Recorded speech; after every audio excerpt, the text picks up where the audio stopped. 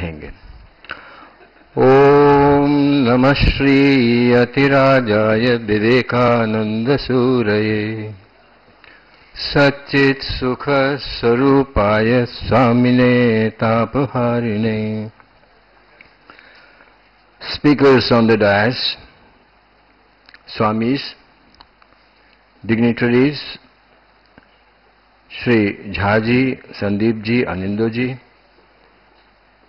faculties and students whom I consider to be the future managers, leaders. At the outset, I am thankful to SMS authorities to give me a chance or an opportunity to share my ideas on the role of spirituality in management and leadership. Yesterday I did not hear, but today two of the speakers have mentioned about Swami Vivekananda. This is the time when 150th birth anniversary of Swami Vivekananda is being celebrated throughout the nation. But why? It is concerned with the subject. I would like to mention here, Swami Vivekananda said, before economical, potential, political, social and any other development, we are to deludge the whole nation with spirituality. It is not socialization by following the spirituality. Somebody asked me, Ramakrishna Mission is doing very good work. And Swamiji, we are thankful that you are socializing the spirituality. I thought perhaps you are wrong. We are not socializing spirituality, but we are trying to spiritualize society. So that is the theme of the subject.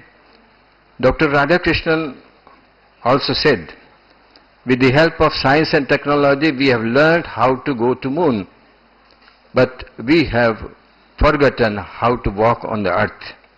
This is because we have departed from the spiritual science, which should be the foundation of our physical science. In all the fields of human life, the success and efficiency depends upon the organized way of doing things, and that is called scientific management. Productivity becomes the measuring scale of growth and development, or the strength of the industry. Monetary profit becomes the scale success of a company. Manifestation of perfection already in man becomes the scale of human resource development, and the inner experience and transformation becomes the scale measurement in a spiritual organization.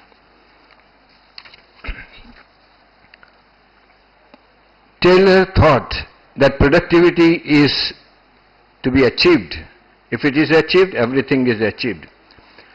Taylor also equated man as machine, raw material and other sources. In the process of achieving maximum productivity, he considered man as purely a physical entity. Swami Vivekananda says, wait, money does not pay, nor learning. It is love that pays. It is character that cleaves its way through adamantine walls of difficulties.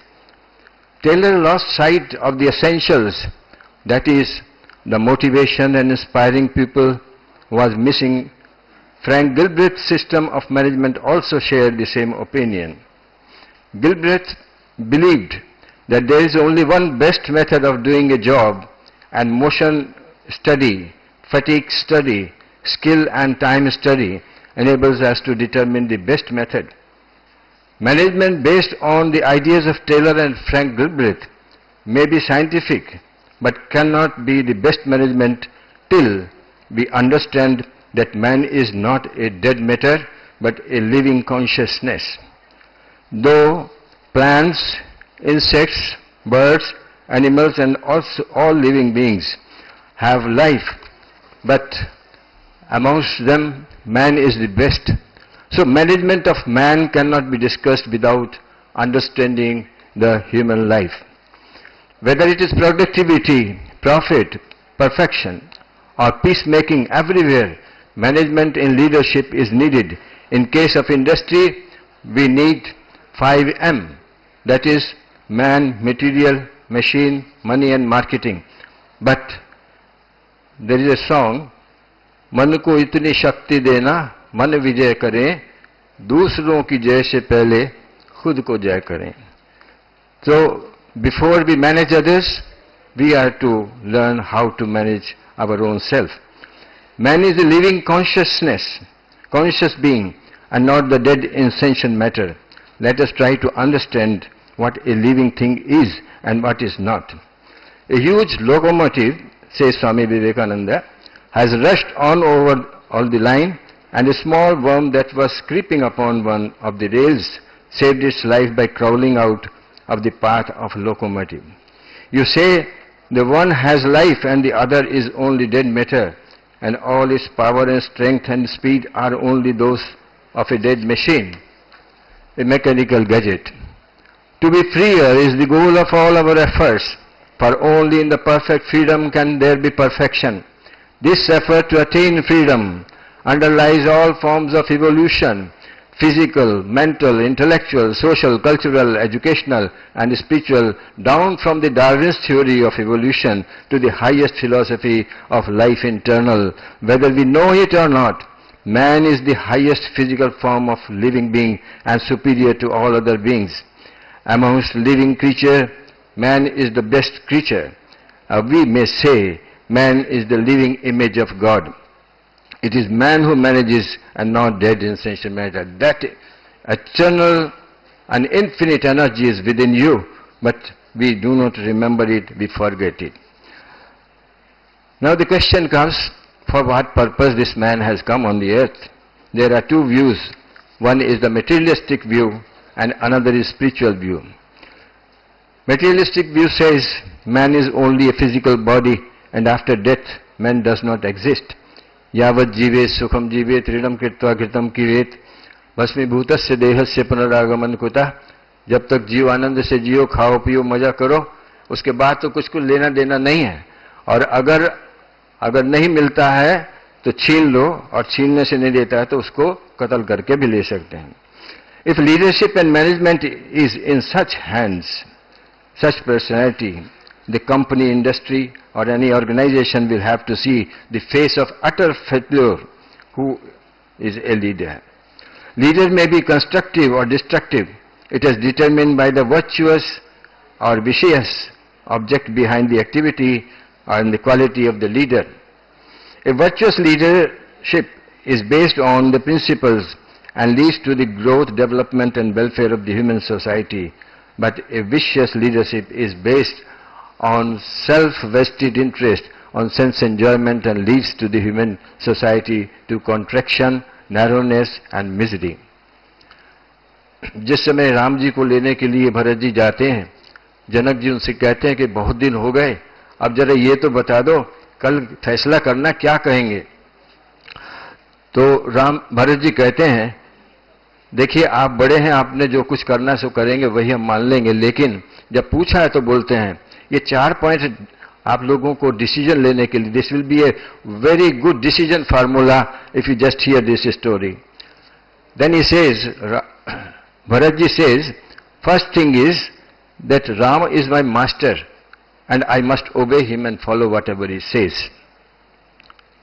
At the same time, number 2, if it is based on justice and truth, then only I will agree.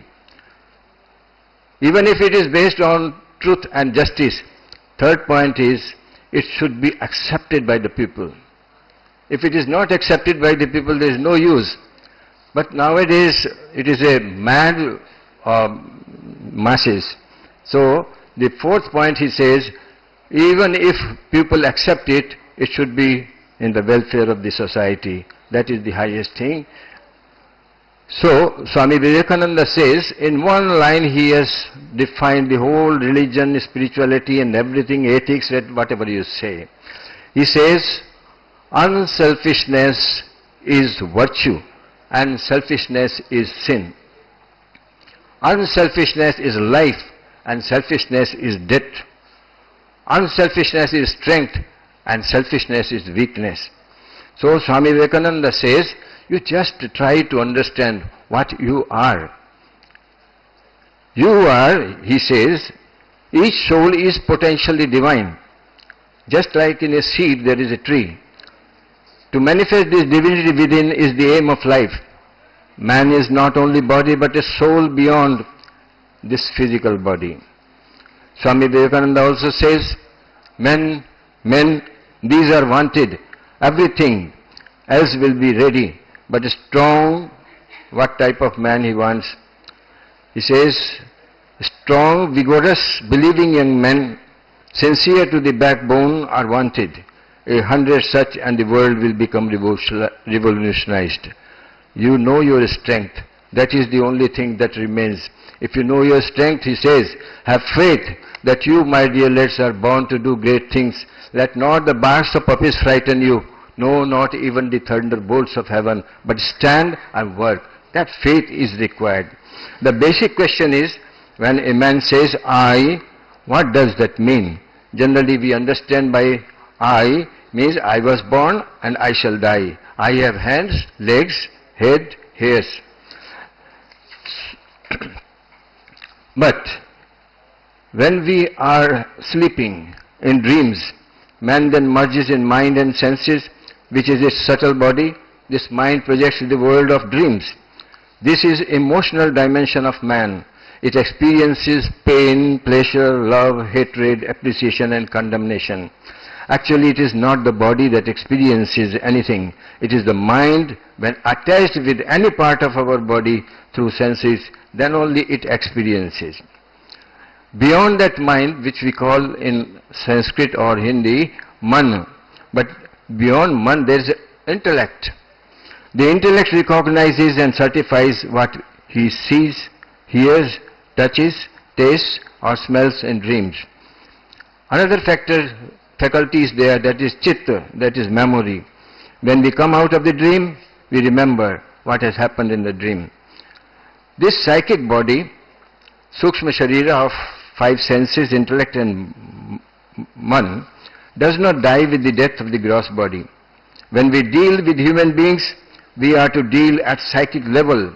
Leadership does not deal with non-living things, but is a living thing which needs technical knowledge, certainly, about like construction of a building, manufacturing of machines, assembling a vehicle needs, and technical knowledge to do the job. If one knows it, we don't think that it is sufficient. Managing a job efficiently and effectively needs not only this knowledge of a skill or technical skill, but one is to know about man also. Since leadership deals with man, efficiency comes if one knows about the tremendous power within himself. So the management concept of Taylor and Frank Gilbreth could not prove to be the best management. Psychic dimension was to be given a place in management and supervision. Professor Elton Mayo of Harvard University was the first person to declare that productivity is not a technical phenomena, but it is a social phenomena. Man is not a machine or dead insentient matter. It cannot be dealt like machine and materials. Practicing manager Olive Sheldon said that industry was primarily a human organization. Man is creative. He has feeling and emotions. He has imaginations. He has taste, choice, and he has power of independent thinking, decision making, and planning and implementation. He wants freedom of work, participation, self-respect, and dignity, a good behavior from other, job satisfaction, etc. The moment one is aware of his personality towards others, without looking for any return but self-satisfaction, the gate of eternal power opens. As Srimad Bhagavad Gita says, Salpamapyasya dharmasya trayato mahato bhayat. You just consider others, give respect to them, you will see that you are free from all fears. A little of this service makes one free from all great fears. Fearlessness is the greatest virtue. It gives the tremendous power, source of energy and dynamism that you can galvanize the whole world.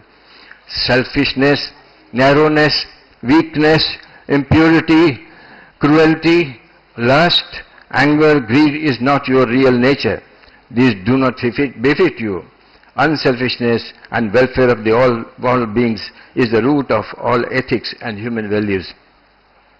Swami Vivekananda says, spiritual strength starts with social awareness. That is, correlation between man and man. It makes him social, and here he differs from an animal and a demon. It needs some principles to be followed. It needs a heart with love for his fellow beings. Management is very much concerned with the behavior guided by spiritual force. It cannot be by legislature, police force, punishments, scoldings, or even beating. Tremendous energy and infinite possibilities are in man. He is to be made aware of it. The positive and helpful methods is the sense of self-respect. Just as we tell a child, this conduct of yours is not befit for you. I expect you to be better. Modern psychology recognizes self-regard, self-respect as the foundation of character building. The knowledge of this Atman is the most powerful weapon to dispel all the lowers and personality of man and grows him into a man of character. This spiritual strength makes a man dynamic, efficient and excellent. It gives the power of right imagination, right decision, right thinking to move on the right path, developing the sense of duty, calm, managing others like personal workers, laborers and staff. But the spiritual science says that before we manage others, we should manage ourselves. We always have the tendency to put our troubles or coming from somebody else. Especially in modern civilization today, this is a common and constant attitude of mind, always complaining against the situation or that person. And then comes resentment, one after another. Whole of our energy is wasted and we are poor managers or poor leaders. Failure is the fate, but find a way out to work successfully and efficiently under all circumstances. Blame yourself, transform yourself. एक कहानी याद आती. There was a room which was full of mirrors, and anybody enters there, he will see in many forms. Myself. A dog entered there and he found there are so many dogs, so he started barking. So all the dogs started barking. Then all the dogs were barking, he shouted loudly, barking loudly. Then all the dogs were barking loudly. Then he thought, I cannot face all of them, so he went out. Then he thought that why should not we make friendship with them? So very smilingly this dog enters there and he found all the dogs were smiling. And then he thought that when they are smiling, he laughed. Then all of them started laughing. Similarly, we are to see that we are to transform ourselves, and that is very essential. Now for transformation of the self, some previous speakers have told about there are three qualities which are with us and they compel us to make our character accordingly. There is tamas. There is a quality tamas where pramada, alasya, nidra. We want to eat and sleep and laziness is there. We become just like inert. Then another is rajas, where desire is the root, and more desires we have. I have done this, I will do that. So it makes us very restless. Unrest, greed, activity, tension, worries, anger, these are the fruits. But then there is third one, and it makes attached to happiness and knowledge, that is sattva. And such a man, he is calm, quiet, and how it has come to you, you are not like that. It brings the sense of duty, the sense of loyalty. In situations when we are puzzling, can't decide what to do or what not to do, this shloka, a very powerful weapon to remove weakness, then he becomes an enlightened person, got strength and fought boldly and embraced victory. Mental strength and intense calmness is the first condition of management. I repeat, mental strength and intense calmness is the first condition of management in intense activities, because now he understands that I am Atma, I am in all. Gita is its appropriate technology where Vedanta, the Atma Vidya, in the battlefield as a result of excellence in midst of difficult situations and struggle for daily life.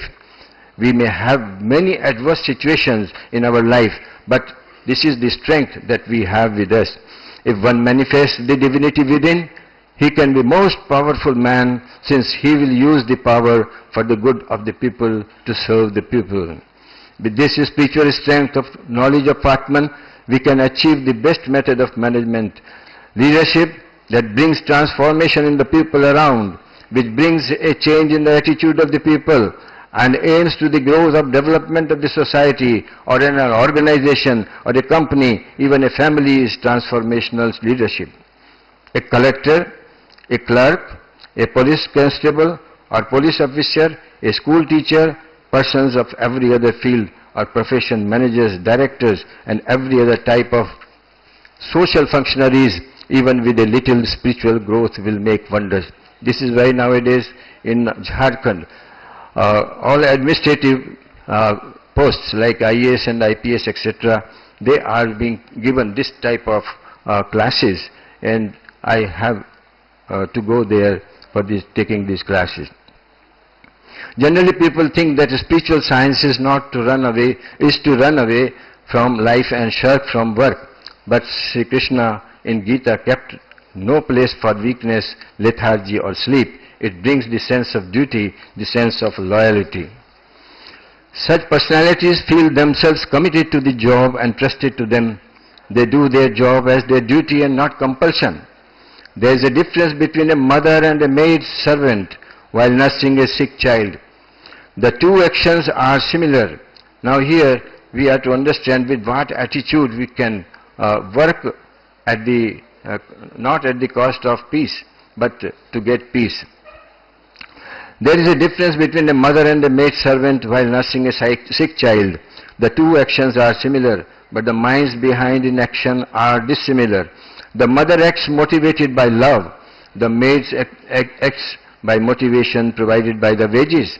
Similarly, in case of an employee in a company, there may be differences due to the difference in mind behind. One may have a love for job in addition to his remuneration. Others may do it only since he gets wages, an unmotivated mind. One is alert and committed. Another does it under compulsion. One is enlightened and another is unenlightened. Sri Ramakrishna says, remain in the world, in your house and office too, as a maid servant. Though she knows that her son is at her house, but she keeps all care of the master's child as her own. This transformation of mind of a maid to the mind of a mother is needed for the best management. Now there are some tips I am telling this. Number one, this transformation of the mind of a maid to the mind of a mother is needed for the best management. Number two, the long journey through difficult has to be covered for an excellent management. Three, the relation between the employer and the employee or manager or the executive and his subordinate needs a change in the attitude. It should be sweeter, loving and sympathetic. The relation has to be that of a leader and his followers, not as a manager or the boss. Duty and demand, responsibility and right are to go hand in hand if there is a bridge of love between the executive and the subordinate. But this way unity and oneness is established and management can be excellent. Because unity is the strength. We can break a stick very easily, but not the bundles of sticks, since sticks are united together. In every institution, whether it is a company, factory, bank or government or non-government office, there is a man who executes and manages money, material, machine and marketing. It needs an executive with qualities of managing machine, material, money, marketing. It needs some technical and managerial skill only, but to manage man is an art and as well as a science. which has much less to do with the academic approach, but an approach beyond that. And it needs an enlightened personality, an awakened, noble, efficient person of commitment.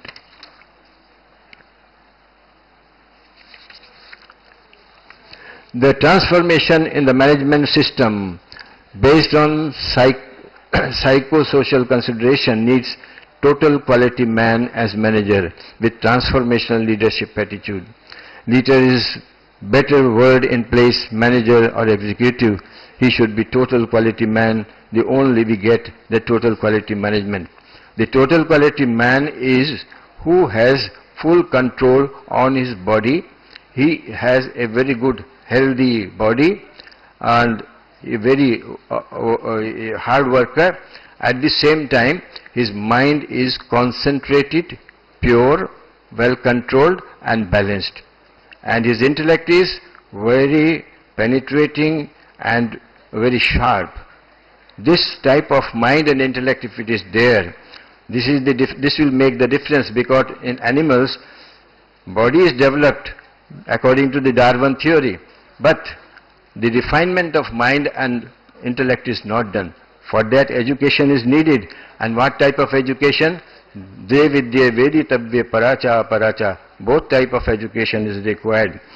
Leadership that brings transformation in the people around, which brings a change in the attitude of the people and aims at the growth of the development of the society or an organization or company, even a family, is transformation leadership. So, we can say, if we know ourselves, we know the Atman. Swami Vivekananda says, if a man knows what is he has that Atma Jnana, then he can be a good student, he can be a good professor, he can be a good lawyer, and he can be a good Hindu, he can be a good Muslim, he can be a good Christian. So, in the end, I must say that if we want a good transformational leadership, we must be having this on basis of the spirituality. Again, I am thankful to the management for giving me a chance, and I pray to God that all of you who are attending here, who could not come or who will be coming in future, let them be blessed, and may God shower His choicest blessings on them. Thank you.